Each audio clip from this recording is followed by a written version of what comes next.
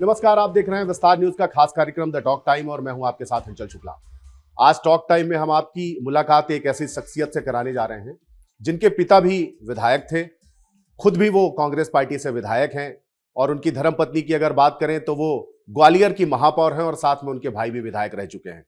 तो बहुत स्वागत करिए, हमारे साथ में है आज ग्वालियर पूर्व से विधायक सतीश सिकरवार जी। बहुत स्वागत है आपका विस्तार न्यूज में। नमस्कार, विस्तार न्यूज को बहुत बहुत शुभकामनाएं, बधाई। सतीश जी, मेरा पहला सवाल तो आपसे यही है कि आप कांग्रेस पार्टी से अभी विधायक हैं, लेकिन इससे पहले भारतीय जनता पार्टी का आप हिस्सा हुआ करते थे। तो भारतीय जनता पार्टी से और कांग्रेस में अब जबकि होड़ लगी है भारतीय जनता पार्टी में शामिल होने की नेताओं की, खासकर कांग्रेस के नेताओं की, तो आप कैसे बीजेपी का दामन छोड़ करके और आपने कांग्रेस पार्टी का दामन थामा? 2018 का जब चुनाव हुआ तो मैं भारतीय जनता पार्टी के टिकट पर 16 ग्वालियर पूर्व विधानसभा से प्रत्याशी था और मैं उस चुनाव में हार का सामना मुझे करना पड़ा। और मेरे पिताजी भी बीजेपी से विधायक रहे, मेरा छोटा भाई सुमावली से विधायक रहा, तो मुझे भी टिकट मिला बीजेपी से और शिवराज जी ने मुझे टिकट दिया। उस समय पूर्व मंत्री माया सिंह जी थी, उनका टिकट उस समय था। उसके बाद वो स्टैंडिंग विधायक थी, उनका टिकट काट के मुझे टिकट दिया गया। परिस्थिति ऐसी बनी कि मैं चुनाव हार गया और हारने के बाद फिर जो जीते वो सिंधिया जी के साथ कांग्रेस से बीजेपी में चले गए। बीजेपी में चले गए तो फिर कांग्रेस में वहाँ जो प्रत्याशी थे वो चले गए, तो कांग्रेस में वहाँ शून्यता आई। तो माननीय कमलनाथ जी ने मुझे बुलाया और उन्होंने कहा कि मैंने सर्वे कराया है, सर्वे के आधार पर 16 ग्वालियर पूर्व विधानसभा में आप जीत सकते हैं और आपके अलावा वहाँ स्थिति औरों की अभी ठीक नहीं लग रही मुझे आपका। तो मैंने कहा 2 महीने का मुझे समय दो, 2 महीने बाद मैं आपको बताऊंगा कि मैं पार्टी छोड़ पाऊंगा कि नहीं छोड़ पाऊंगा। मैंने चर्चा करी, दोस्तों से चर्चा करी, परिवार में चर्चा की। परिवार और दोस्तों ने सभी ने मना किया कि भारतीय जनता पार्टी नहीं छोड़ना है। और मैं भी चूँकि 20-25 साल मैंने भारतीय जनता पार्टी में काम किया, 2 बार पार्षद रहा और मेरी पत्नी भी 3 बार लगातार पार्षद रही। बीजेपी के भी किसी नेता ने मना किया आपको कि नहीं छोड़ना है? बीजेपी के नेताओं ने भी सबने मना किया था और हमने बीजेपी नेताओं को फिर 2-3 बातें रखी। हम आगे मिले माननीय शिवराज जी से और उस समय के अध्यक्ष थे बीडी शर्मा जी, तो हमने उनसे कहा कि जौरा में भी उपचुनाव हो रहा है, पर जौरा में सिंधिया जी के साथ गए वाले नहीं है, वहाँ के तत्कालीन जो विधायक थे उनके देहांत के बाद चुनाव हो रहा है। तो मैंने वहाँ भी कोई भी सिकरवा जीत सकता है, तो वहाँ दे दो आप टिकट, हमारे परिवार में तीनों में से किसी को या हमारे परिवार में से किसी को अध्यक्ष उपाध्यक्ष बनाइए, पदाधिकारी, जिससे हमसे लोग, हमारे कार्यकर्ता हमसे जुड़े रहे। और चूँकि या फिर निगम मंडल में से 3 भाई हैं, हम 2 भाई पिताजी नेतागिरी करते हैं पार्टी की, इनमें से किसी को एडजस्ट करिए। तो अगर एडजस्ट नहीं करेंगे तो सुमावली जो हमारा परंपरागत सीट थी, पिताजी जहाँ से एमएलए रहे, नीटू छोटा भाई एमएलए रहा, तो वो सीट के जो वहाँ के विधायक थे वो भी आ गए हैं, तो वहाँ भी हमारे कार्यकर्ताओं का हरेसमेंट होगा। यहाँ मेरे जो प्रतिद्वंदी थे वो भी आ गए हैं, तो फिर मेरे कार्यकर्ता और मेरे सुमावली विधानसभा जो हमारे पिताजी और छोटे भाई की विधानसभा है, वहाँ कार्यकर्ता हमसे कैसे रहेगा? वो तो हमारा कार्यकर्ता प्रताड़ित होगा, क्योंकि वो तो आने वाले समय में बदले की भावना से काम करेंगे। यही हमारे प्रतिद्वंदी है, आने वाले समय में टिकट के दावेदार यही हो सकते हैं। तो किसी बात पे सहमति नहीं बनी, उन्होंने चुनाव के बाद देखेंगे। फिर 2 महीने जब तक होने वाले थे, कमलनाथ जी का फोन आया कि सतीश तुमने 2 महीने का समय मांगा था, 2 महीने से ज़्यादा हो गए, आपने निर्णय नहीं बताया अपना। तो मैंने फिर जब सब लोग सहमत नहीं थे तो मैंने कहा साहब मैं तैयार हूँ। तो आप विधायक बनने के लिए कांग्रेस पार्टी में आए या? नहीं, कमलनाथ जी का आग्रह था। तो चुनाव क्योंकि लड़ना था मुझे और कमलनाथ जी का आग्रह भी था, तो मैंने एकदम उत्तर दिया कि मैं शामिल हो जाऊँगा साहब।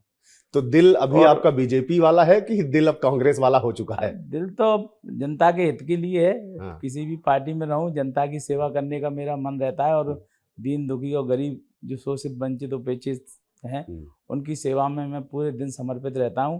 उनके लिए ही मेरा समर्पण है और राजनीति में क्षेत्र में मैं काम उन्हीं के लिए कर रहा हूं। इसलिए मैं किसी भी दल में रहूं, मेरा कुल मिला के उद्देश्य यही है कि सेवा करूं। आप बहुत जमीनी कार्यकर्ता के तौर पे जाने जाते हैं, वहां आप विधायक से ज्यादा एक सामान्य कार्यकर्ता के तौर पे आपका हर गली मोहल्ले में पहुंच है आपकी और सारी चीजें। कैसे संभव होता है ये कि पिताजी भी विधायक, भाई भी विधायक, स्वयं भी विधायक, पत्नी महापौर? मतलब उसके लिए तो जनता काफी सक्षमता देखती है, तो निश्चित रूप से आपने निश्चित रूप से मैं जनता का बहुत बहुत आभारी हूँ और उनका जो कर्ज है मुझे लगता है कि इस जीवन में नहीं पटा पाऊंगा, क्योंकि ग्वालियर की जनता ने मुझे बहुत स्नेह और आशीर्वाद दिया। परिवारवाद नहीं मानते आप इसको कि नहीं, लगातार परिवारवाद नहीं, पिताजी और वो छोटा भाई मुरैना जिले में नेतागिरी करते हैं। परिवारवाद होता तो छोटा भाई अभी लोकसभा चुनाव लड़ा मुरैना से, कांग्रेस से, और मध्य प्रदेश में सबसे कम वोटों से हारा, 50,000 वोटों से हारा। वो भी पूर्व मंत्री और वर्तमान के जो विधायक थे कांग्रेस के उस समय के, उन्होंने तत्कालिक 1-2 दिन पहले ही पार्टी छोड़ के जो माहौल बिगाड़ दिया उसकी वजह से, नहीं तो वो चुनाव जीतता। अगर परिवारवाद कुछ नहीं है, वो सेवा जनता की वहाँ करते हैं। मेरा कार्य क्षेत्र ग्वालियर है, मैं ग्वालियर में सेवा करता हूँ। सिंधिया की मामी जी को आपने चुनाव हराया, बड़ी बात होती है क्योंकि, जी। लेकिन जब कमलनाथ जी की सरकार गिरी उसके बाद आप शामिल हुए, तो आपको ये नहीं लगा कि 15 महीने की सरकार कमलनाथ जी संभाल नहीं पाए और फिर जब बाई इलेक्शन हो रहे हैं तो उसमें कैसे जीत पाएंगे? ये भी तो आपके सामने एक चैलेंज रहा होगा। नहीं, चैलेंज रहा, लेकिन जो लोग कांग्रेस के साथ रह के भारतीय जनता पार्टी को गाली बकते थे, जो भारतीय जनता पार्टी के विचारों को, आरएसएस को कोसते थे, तो मैंने देखा कि जो लोगों का कोई अब दीन ईमान नहीं बचा है, जो लोग कल तक आरएसएस को और भारतीय जनता पार्टी को कोसते थे, गालियां बकते थे मंच पे, चौराहे पे, वो आज सत्ता की खातिर, पद लोलुपता की खातिर इधर इधर हो रहे हैं। तो फिर मेरा मन भी विचलित हुआ और मैंने कहा कि अब इनको सबक सिखाना चाहिए ऐसे लोगों को। तो फिर मैंने भी बीड़ा उठाया कि मैं चुनाव लड़ूंगा। तो मैंने कमलनाथ जी को सहमति व्यक्त की और मैं चुनाव लड़ा और चुनाव जीता भी। और ग्वालियर की जनता का आशीर्वाद रहा कि मेरी पत्नी 2022 में पहली बार 57 साल बाद कांग्रेस की वहाँ निगम में सरकार बनी और महापौर बनी। बहुत सारी परिस्थिति ऐसी हैं, हालांकि काम करने में बहुत सारी कठिनाई आ रही है, बजट का अभाव है, लेकिन फिर भी ग्वालियर की जनता का आशीर्वाद रहा। मैं पुणे विधायक भी बना 23 में। अब विकास की जिम्मेदारी है क्योंकि वो नगर की पहली प्रथम महिला हैं और आप तो विधायक हैं वहां। ग्वालियर में सब कुछ ठीक नहीं चल रहा है, जैसे आपने ही कहा कि विकास नहीं हो रहा, बजट आवंटित नहीं हो रहा, तो क्या बड़े नेताओं में भी सर्वोटबल जैसी स्थिति है? सिंधिया जी, तोमर जी, बीडी शर्मा जी। राजनीति में 2 गुट है, एक मूल भाजपा है, एक नई भाजपा नाम है। बता दीजिए। हाँ, नई भाजपा और मूल भाजपा, इन दोनों नई में। भाजपा का कौन प्रतिनिधित्व कर रहा? सिंधिया? हाँ, वही लोग कर रहे हैं, उनकी पूरा टीम कर रही है। तो इनमें दोनों में आप भी सिंधिया जी के समर्थक माने जाते हैं ज्यादा? नहीं, ऐसा कुछ नहीं है। मैं सिंधिया जी का समर्थक नहीं हूँ, पर मेरा किसी से बैर भी नहीं है, दुश्मनी भी नहीं है। मैं तो काम करने वाला कार्यकर्ता हूँ। मैं इसमें भरोसा नहीं करता कौन क्या कर रहा है, कौन क्या कर रहा है। अपन क्या कर सकते हैं? दूसरों की बुराई गिनाने से दूसरों की अपनी बुराइयां कम नहीं हो सकती, इसलिए अपन दूसरों की बुराई बनाने की बजाय अपन क्या अच्छा कर सकते हैं उस तरफ मेरा ध्यान रहता है। और जो ग्वालियर की स्थिति है, ग्वालियर किसी जमाने में जब पहली बार भारतीय जनता पार्टी की सरकार बनी तो ऐसा लगता था कि ग्वालियर का कुछ विकास होगा। 4 मंत्री ग्वालियर जिले से थे। माननीय नरोत्तम मिश्रा जी डबरा से थे, अनूप मिश्रा जी दक्षिण से थे, नरेंद्र सिंह जी ग्वालियर से थे, नारायण सिंह जी थे और पूर्व से अनूप मिश्रा थे। ऐसे 4 मंत्री थे एक जिले के। 6 में से 4 मंत्री हों और उसके बाद भी वहाँ कोई विकास नहीं हुआ। प्रधानमंत्री जी रहे, मुझे आज अटल जी सर्वमान्य नेता हैं, उनके बारे में कुछ कहूँगा तो मुझे बहुत, मैं अपने आप को हीन भावना से ग्रस्त मानूंगा, उनके बारे में नहीं कहना चाहिए। लेकिन प्रधानमंत्री जिनका जन्म ग्वालियर में हुआ, ग्वालियर के अटल हम कहते हैं, हमारे अटल, ग्वालियर के अटल, और वो प्रधानमंत्री रहे देश के, लेकिन ग्वालियर का कोई विकास नहीं हुआ। लगना चाहिए था ग्वालियर जैसे, आज मानो मैं दूसरे दल के हैं मोदी जी, लेकिन मैं कहता हूँ कि उन्होंने बनारस में नेतृत्व किया तो थोड़ा बहुत बनारस को काम किया, तो ऐसा लगता नहीं है ग्वालियर में कुछ काम हुआ हो। मोदी जी की तारीफ कर रहे हैं आप? नहीं, तारीफ नहीं कर रहा, लेकिन जिस विधानसभा में विधायक रहता है आदमी, जिस क्षेत्र में प्रेम होता है उससे प्रेम होता है, और अटल जी का प्रेम ग्वालियर से था। ग्वालियर में उनके परिवार के सब लोग रहते हैं, उनके बहन वगैरह सब ग्वालियर में रहती हैं, भांजे रहते हैं।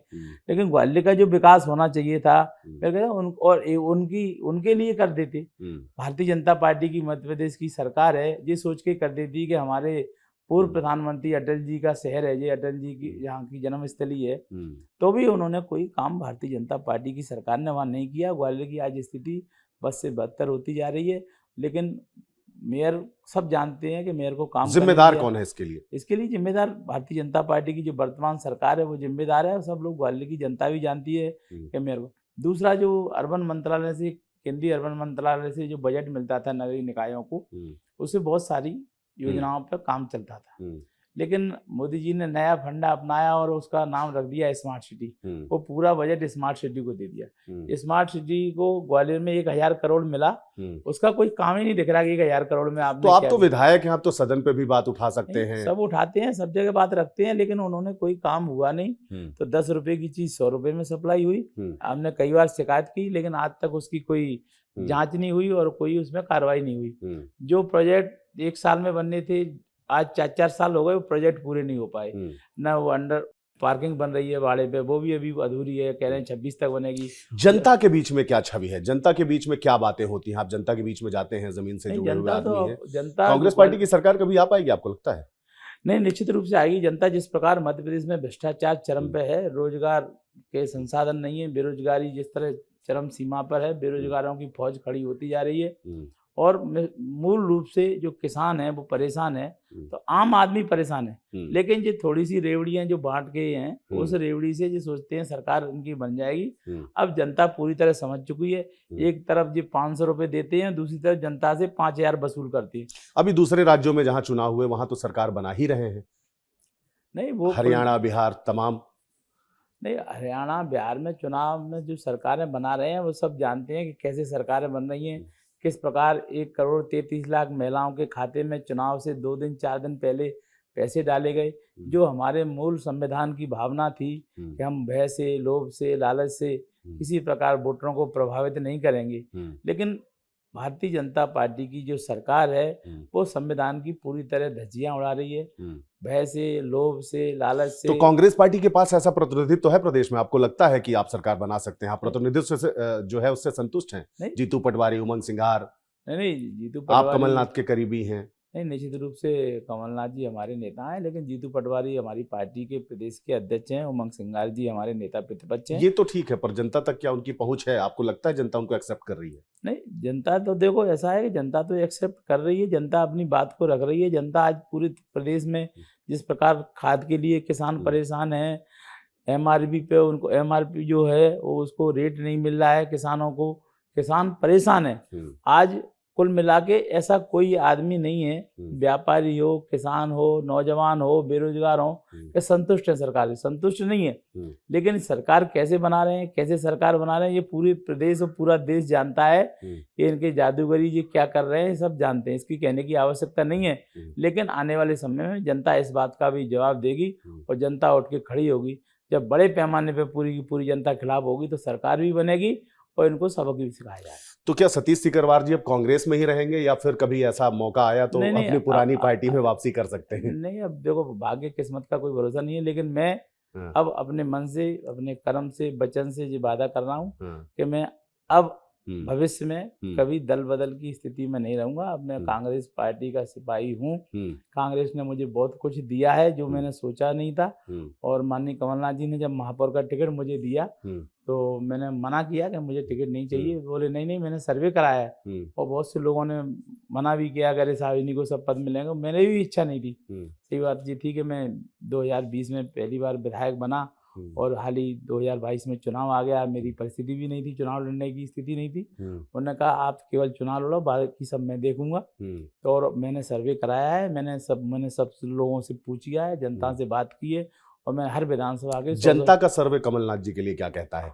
कमलनाथ जी को लेकर जनता के दिमाग में, क्योंकि 15 महीने की जो सरकार रही उसमें बहुत आरोप लगे, तबादले का आरोप लगा, वो सब स्थिति थी, परिस्थिति थी, वो सब आरोप जनता जानती है कि किस प्रकार कमलनाथ जी की अल्पमत की सरकार थी, और जो हमारे सहयोगी थे उन्होंने भी किस प्रकार से काम किया। बाद में आरोप तो आपने भी लगाए हैं। हाँ, तो बहुत सारी परिस्थिति ऐसी थी उस समय की, लेकिन उसको जनता कमलनाथ जी को बेदाग मानती है।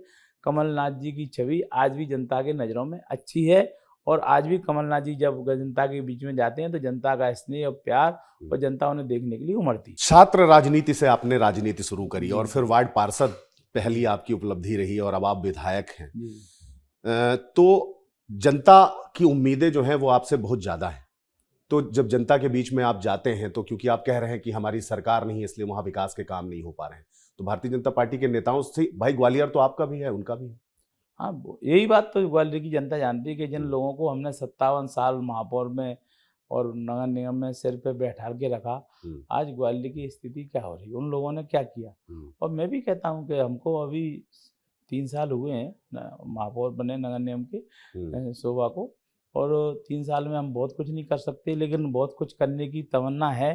बजट का अभाव है और बजट नहीं दे रही है सरकार, बदले की भावना से काम कर रही है। यहाँ जो है स्थिति सब जनता जानती है, और जनता देखो की पैनी नज़र हमेशा हर जगह रहती है, और जनता वो नहीं है। अब तो जनता सब कुछ समझती है, जानती है। जनता वो नहीं है पुराने समय की जनता के हम जो आए, जो हमने कुछ भी कह दिया वो जनता ने स्वीकार कर लिया। अब जनता स्वीकार नहीं करती, जनता पल पल की खबरें। जनता कुछ तो इतना समझदार है कि जो चीज़ हमें आपको जानकारी नहीं रहती वो जनता को जानकारी रहती है। वो जनता में जाते हैं तो जनता खुद बताती है। तो मैं निश्चित रूप से ये कहता हूँ कि बहुत सारा काम है, बहुत सब चीज़ें हैं, उसके बाद भी ग्वालियर की जनता का स्नेह और प्यार मेरे ऊपर भरपूर है। आने वाले समय में भी आपको देखने को मिलेगा, क्योंकि जो आज मेरे कार्यालय पे आता है वो किसी प्रकार से असंतुष्ट होकर। पिताजी और भाई किस दल में हैं? पिताजी ने तो अभी पार्टी छोड़ी नहीं है। पिताजी तो अभी उसी दल में हैं, जिला अध्यक्ष भी रहे पार्टी के, किसान मोर्चे के भी पदाधिकारी, प्रदेश महामंत्री रहे, और संघ के स्वयंसेवक प्रथम वर्ष से लेके द्वितीय वर्ष तृतीय वर्ष शिक्षित हैं वो। तो उनका मन अब नहीं है कि वो पार्टी छोड़े, लेकिन भाई को मैंने अभी कांग्रेस में शामिल कराया। अभी टिकट चुनाव भी लड़ाया, और वो पूरे कांग्रेस पार्टी के लिए समर्पित है, और कांग्रेस पार्टी का काम मुझसे भी अच्छा। तो वो वैचारिक मतभेद दलों वाला जो होता है, जो सदन में और सड़क पे देखने को मिलता है, वो क्या घर में भी दिखाई देता है, या घर में आम राजनीतिक चर्चाएं तो होती होंगी, स्वाभाविक? राजनीति घर के बाहर है, घर के अंदर हमारा पूरा परिवार संगठित है। हमारे पिताजी 4 भाई हैं, अभी चारों भाई जॉइंट फैमिली है, और हम लोग तो सब पिताजी के तीनों भाइयों के बच्चे और पिताजी मिला के ऐसे 8-9 भाई हमें सभी लेके संगठित रहते हैं, और सब लोग पूरा परिवार एकजुट है। और अभी हमारा किसी प्रकार का बंटवारा भी नहीं हुआ है, हम सब लोग जॉइंट फैमिली में ही रहते हैं। बहुत सरल माने जाते हैं आपके परिवार में। ऐसा कहा जाता है कि सतीश जो है वो सबसे सरल है। यदा कदा भाइयों पर भी थोड़े बहुत आरोप लगते रहे, आम बात है, राजनीति में होता है। आपको कोई कांग्रेस में कोई जिम्मेदारी दी गई? सरकार बनानी है, 2028-29 में विधानसभा और लोकसभा होने हैं, तो कोई जिम्मेदारी ग्वालियर क्षेत्र की आपको पार्टी की तरफ से? पार्टी के कार्यकर्ता हैं, पार्टी के सिपाही हैं, और पार्टी के लिए काम करेंगे, और पार्टी जो भी जिम्मेदारी देगी उस जिम्मेदारी का निर्वहन करेंगे। लेकिन निश्चित आप मानिए, ग्वालियर चंबल संभाग का, मैं पूरे प्रदेश की स्थिति तो नहीं कह रहा, ग्वालियर चंबल संभाग में कांग्रेस पार्टी बहुत बेहतर प्रदर्शन करेगी। यारबाज टाइप के आदमी हैं आप, दोस्त यारों से मिलना पसंद है? निश्चित रूप से जाहिर सी बात है, जिस तरीके का समर्थन है आपका आपके क्षेत्र में, तो हाँ, निश्चित रूप से दोस्त यारों से मिलना, अधिक से अधिक जगहों पर जाना, कोई भी समय नहीं छोड़ता। कि विधानसभा चलते समय भी मैं पर डे जाता हूँ। जनता जो अपेक्षा करती है कि मेरा विधायक, मेरा प्रतिनिधि मेरे शादी में आए, मेरी बिटिया की शादी में आए, या मेरे कोई फंक्शन है उसमें आए, गृह प्रवेश में आए, तो मैं उनमें भी जाता हूँ, और जनता के बीच में जाता हूँ। जहाँ समस्याएं वहाँ भी जाता हूँ, उनकी समस्या सुनता हूँ, निराकरण कराता हूँ। जो मेरे कार्यालय पे आते हैं उनकी समस्या, बहुत सारे लोग बीमार दुखी लोग बहुत आते हैं मेरे कार्यालय पे, उनकी MRI जाँच से लेके ऑपरेशन तक, आंखों की ऑपरेशन जांचें, सारे काम जो एक जनप्रतिनिधि की जिम्मेदारी है उसका निर्वहन निःशुल्क सभी की। अपने लिए कैसे समय निकालते हैं, और खाली समय में क्या करते हैं? फिल्में देखते हैं? इसी बात की थोड़ी समस्या है कि मैं अपने लिए, अपने परिवार के लिए आज तक समय नहीं निकाल पाया। मैं और शोभा, मेरी शादी को अभी 1 तारीख को ही 30 साल हुए हैं, लेकिन 1 तारीख को भी मैं ग्वालियर में नहीं था। वो 1 तारीख को मैं विधानसभा की सदन में था, तो वो भी इस बात को नहीं मानती। वो जानती है कि मेरे पति व्यस्त रहते हैं। वो स्वयं भी एक जनप्रतिनिधि है, तो इस बात को, पर इस बात को लेके घर गृह क्लेश तो होता होगा, क्योंकि 30 वर्ष जैसा कि आप बता रहे हैं, क्योंकि लेकिन हम दोनों आज तक न तो किसी शादी में साथ में गए, आज तक हम दोनों कभी फिल्म देखने नहीं गए, हम दोनों कभी होटल में किसी में खाना खाने नहीं गए साथ में, क्योंकि हमें समय नहीं मिल पाता। राहुल गांधी जी से मुलाकात हुई आपकी? राहुल गांधी जी को लेके क्या राय है आपकी? क्यों उनकी मेहनत तो करते हैं, जैसा कि आप लोग कहते हैं कि मेहनत बहुत करते हैं, राहुल गांधी, कांग्रेस की स्थिति ठीक नहीं हो पा रही? नहीं, राहुल गांधी जी ने कांग्रेस की स्थिति बहुत बेहतर करने की कोशिश की है। इस बार भी हमारा जो आंकड़ा है लगभग 99-100 सांसदों तक वो ले गए, नेता प्रतिपक्ष भी है, और धीरे धीरे जनता में उनकी पकड़ बन रही। जिस प्रकार मोदी जी और अमित शाह ने हजारों करोड़ों रुपए खर्च करके जो फेसबुक और व्हाट्सएप के चैनल के माध्यम से जो छवि खराब करने की कोशिश की, भारतीय जनता पार्टी ने करोड़ों रुपए, अरबों रुपए देश का केवल राहुल गांधी की छवि खराब करने में लगाए। अब जनता समझ चुकी है, राहुल गांधी जी एकदम जनता के रियल हीरो बन के उभरे हैं। और आने वाले समय में मेरे को लगता है 2029 में जब भी लोकसभा के चुनाव होंगे तो अगले प्रधानमंत्री राहुल गांधी भारतीय जनता पार्टी के नेताओं से भी आपकी मित्रता है या पार्टी छोड़ने के बाद किसी से बात नहीं होती? संबंध सबसे बहुत मधुर है और अच्छे हैं। और मैं इस तो बात ग्वालियर के विकास के लिए चर्चा नहीं होती कि ठीक चर्चा किया जाए, होती सब है, मिल के लेकिन करें? नहीं वो चर्चा मैं सब करता हूँ, पर लेकिन वो पता नहीं क्या सोचते हैं। वो जब वो खुद थे तब भी उन्होंने कुछ नहीं किया। मतलब आज भी सांसद ग्वालियर में है। बात कहाँ की है? क्यों, कौन नहीं चाहता कि विकास ना हो ग्वालियर का? अब कौन नहीं चाहता, अब नेताओं अच्छे को अच्छे अब मठाधीश क्या हैं आपके श्रेय के ग्वालियर में। चक्कर में मेरे को लगता है श्रेय के चक्कर ग्वालियर को ये नहीं चाहते होंगे जो सिंधिया जी का वर्चस्व आपको लगता है कि भारतीय जनता पार्टी में जाने के बाद वैसा ही है जैसा कांग्रेस में रहते हुए था? नहीं, मुझे नहीं लगता ऐसा होगा। हम्म मुझे नहीं लगता ऐसा वर्चस्व होगा। और प्रदेश में जो वर्तमान में प्रदेश सरकार के मुखिया हैं वो इसका लाभ पूरा ले रहे हैं। ये कहना दोनों चाह रहे लोग नहीं, दोनों लोग जब दो ध्रुव लड़ते हैं तो मुखिया जो होता है उसका दो पास तो दोनों ही जाते हैं ना, अपनी अपनी समस्या लेके। तो मुखिया की तो जय जय होती है। क्या लगता है आपको? पढ़े लिखे आदमी हैं आप और जनता के बीच में आपका सीधा सरोकार है। देश का सबसे अच्छा सफल प्रधानमंत्री अगर बात की जाए तो इंदिरा गांधी, राजीव गांधी, नरेंद्र मोदी, अटल बिहारी वाजपेयी, किसको मानते हैं? देखो, सबसे अच्छे प्रधानमंत्री तो आज भी लोग कहते हैं आयरन लेडी और इंदिरा जी थी। इंदिरा जी ये भाजपा में भी रहते हुए आपका मत था? नहीं, उसी समय भी सब पूरे देश की जनता मानती है कि इंदिरा जी ने जिस कठिन परिस्थितियों में देश को ऊंचाइयों तक पहुंचाया और जो उन्होंने शासक निर्णय लिए, जैसे पाकिस्तान के टुकड़े कराए, बांग्लादेश बनाया, बहुत इमरजेंसी सही थी। इमरजेंसी कुछ उस समय की परिस्थिति लगी होगी। मैं उस समय तो बहुत छोटा था। मेरा 71 का जन्म है और मेरे को लगता है 75 में इमरजेंसी लगी थी, तो मैं 4 साल का हूँगा। तो इमरजेंसी क्यों लगी, क्या लगी, उस समय की तत्कालिक परिस्थिति क्या थी, उसको मैं नहीं दोहरा सकता। मुख्यमंत्री के तौर पे मध्य प्रदेश का आपको कौन लगता है? शिवराज सिंह चौहान, मोहन यादव, दिग्विजय सिंह, किसको आप बेहतर मानते हैं कि मध्य प्रदेश? नहीं, अपने अपने क्षेत्र में सभी बेहतर होते हैं। दिग्विजय सिंह जी की भी बहुत राजनीतिक जो जीवन है बहुत अच्छा था और वो पक्ष विपक्ष नहीं देखते थे। मैं उस समय भारतीय अब आप जवाब तो कांग्रेस के हिसाब से दे रहे हैं, जिस दल में नहीं उस समय की बात भारतीय कर रहा हूँ। जनता भारतीय जनता पार्टी में था जी। उस समय मैं पार्षद था और हमारे ग्वालियर में पलैया जी मेयर थे, इंदौर में कैलाश जी थे। हम ग्वालियर से जब जीत के पहली बार पार्षद बने, कैलाश जी ने वहाँ शिविर कराया पार्षदों का पूरे प्रदेश में। तो कभी भी कांग्रेस पार्टी की सरकार जब थी तो नगरों में कभी भी कांग्रेस ने हस्तक्षेप नहीं किया। अब मैं देख रहा हूँ कि कांग्रेस पार्टी की सरकार नहीं है प्रदेश में, भारतीय जनता पार्टी की सरकार है। इन्होंने तो सब जगह ही हस्तक्षेप कर लिया। न्यायपालिका हो, कार्यपालिका हो, विधायिका हो, सब पे ही पूरी तरह शिकंजा जकड़ लिया है। तो इनके मकल जाल में लोग फड़फड़ा रहे हैं, अब काम नहीं करने दे रहे किसी को। जीवन की कोई ऐसी लालसा जो बची है, कोई ऐसा पद और या यहाँ तक पहुँचना है, कोई टारगेट, कोई लक्ष्य आपने तैयार किया हो?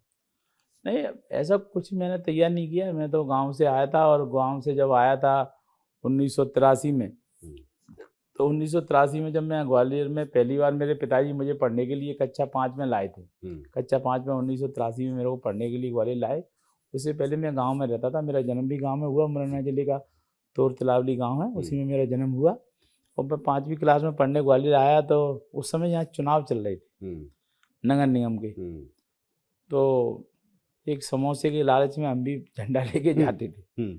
तो हम झंडा लेके चलते थे, वैसे ही छोटे छोटे बच्चों की टोली बना के। तब मेरे मन में विचार आया कि मुझे एक दिन पार्षद बनना है। उसके बड़ा सपना मैंने नहीं देखा। और फिर जो जो भाग्य में रहा तो वो मिलता गया। और मेरी जो मेहनत थी, जो जनता का, ग्वालियर की जनता का प्यार था, वो मुझे मिला। और निश्चित रूप से आज मैं संतुष्ट हूँ कि जो कुछ जनता पार्टी ने मुझे, कांग्रेस ने दिया है, उससे पहले भाजपा ने भी, लोग कहते थे कि दोनों को पद पत्नियों को टिकट नहीं मिलेगा, तब भी हम दोनों को पार्षद एक साथ रहे। एक वार्ड से मैं पार्षद रहा, एक वार्ड से मेरी पत्नी भाजपा से भी पार्षद रही। और लोग कहते थे कि मुझसे कि दोनों को एक साथ टिकट नहीं मिलेगा। मैं निरोध बना और मेरी पत्नी सर्वाधिक वोटों से जीती ग्वालियर में उस समय। और भाग्य पर भरोसा है आपको? हाँ, नहीं, भाग्य और कर्म, भाग्य के साथ कर्म, कर्म प्रधान कहते हैं ना, हमारे यहाँ कर्म प्रधान है। तो कर्म मैं सोचता हूँ कि अच्छे करता रहे, प्रभु इतनी मुझे शक्ति देते रहे, जनता का इतना आशीर्वाद मुझे मिलता रहे कि जिससे मैं जो कुछ मैं करने की चाह रखता हूँ जनता की सेवा के लिए, अपने पद के लिए नहीं, जनता की सेवा के लिए, वो मैं सेवा में मुझे कोई कमी ना आए, मैं वो सेवा जनता की करता रहूं। बहुत धन्यवाद विस्तार न्यूज से बात करने के लिए। तो ये सतीश सिकरवार जी थे। ग्वालियर चंबल मुरैना क्षेत्र के लोगों के बारे में एक बात आम है, धारणा भी है और कही भी जाती है, और मुझे लगता है आपसे बातचीत करते हुए मुझे वो सच भी नजर आ रही है कि सीधी बात कहने के लिए जाने जाते हैं, सीधी बात, नो बकवास, और बहुत ही बेबाकी से उन सारे सवालों का उन्होंने जवाब दिया। बहुत ही साफ गोई से उन्होंने चीज़ों को स्वीकारा भी। कांग्रेस पार्टी का हिस्सा है, विधायक हैं, एक समोसे के लालच में राजनीतिक जो एक्टिविटीज़ होती हैं उसका हिस्सा बने थे और पार्षद बनने की चाह थी। पार्षद तो बने ही बने, अभी विधायक भी हैं। मेरी शुभकामनाएं, कांग्रेस पार्टी जैसा कि आप कह रहे हैं सरकार बने और आप मंत्री भी बनिए, हमारी अग्रिम शुभकामनाएं। तो मुझे दीजिए इजाजत, अगली बार किसी और शख्सियत के साथ आपको कराएंगे रूबरू। तब तक के लिए नमस्कार।